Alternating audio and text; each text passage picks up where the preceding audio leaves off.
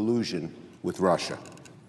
The President provided no reasoning for the firing other than he had the recommendation of his Attorney General, who has already had to recuse himself from the Russia investigation for being too close to the President, and his Deputy Attorney General, Rod Rosenstein. Mr. President, there is little reason to think that Mr. Rosenstein's letter is the true reason that President Trump fired Director Comey. Why? Because if the administration truly had objections to the way Director Comey handled the Clinton investigation, they would have had them the minute the President got into office.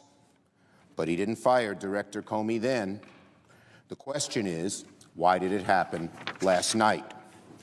We know Director Comey was leading an investigation in whether the Trump campaign colluded with the Russians, a serious offense. Were those investigations getting too close to home for the President? The dismissal of Director Comey establishes a very troubling pattern. This administration has now removed several law enforcement officials in a position to conduct independent investigations of the President and his administration, from Acting Attorney General Sally Yates to Preet Bharara, and now Jim Comey. What should happen now, what must happen now, is that Mr. Rosenstein appoints a special prosecutor to oversee this investigation. Deputy Attorney General Rosenstein sat in the Judiciary Committee and promised to appoint a special prosecutor at the appropriate time. He said, quote, "I'm willing to appoint a special counsel whenever I determine that it's appropriate." So my colleague, Senator Coons, asked him, would you agree that it's vital to the assurance of confidence in our democracy and law enforcement system that any investigation into these matters be fair, free, thoroughly, and politically independent?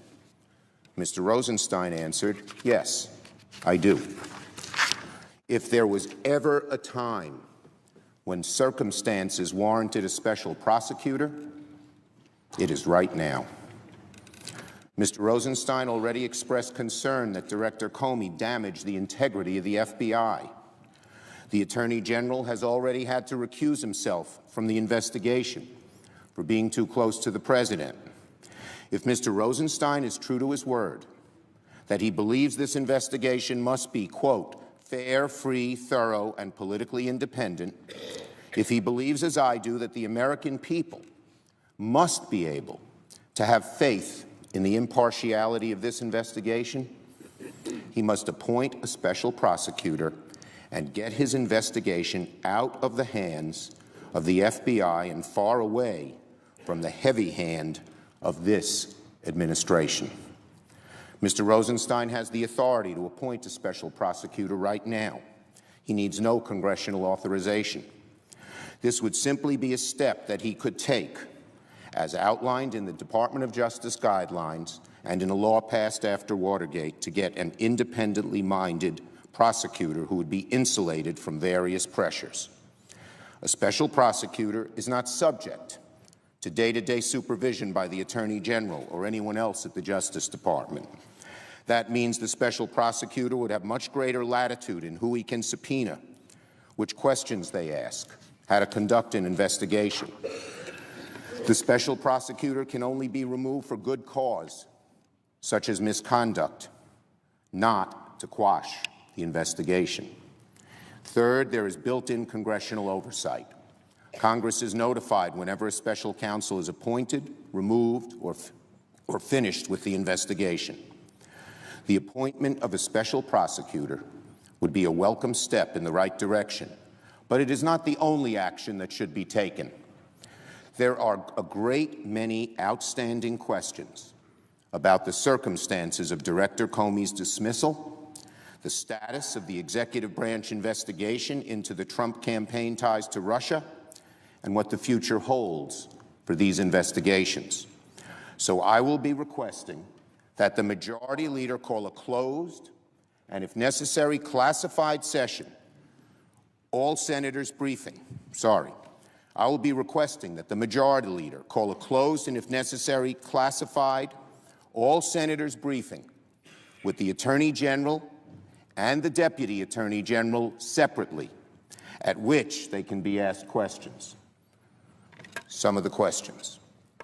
Why was Attorney General Sessions, who had recused himself from the Russia investigations, able to influence the firing of the man conducting the Russia investigation? Did Deputy Attorney General Rosenstein act on his own or at the direction of his superiors or the White House? Are reports that the President has been searching for a rationale to fire the FBI director for weeks true? Was Director Comey's investigation making significant progress in a direction that would cause political damage for the White House? Why didn't the President wait for the Inspector General's investigation into Director Comey's handling of the Clinton email investigation to conclude before making his decision to fire him? Was this really about something else? No doubt we'll have an opportunity to question Mr. Comey, now a private citizen, about what happened. But we need to hear from this administration and about what happened and why, and what is going to happen next.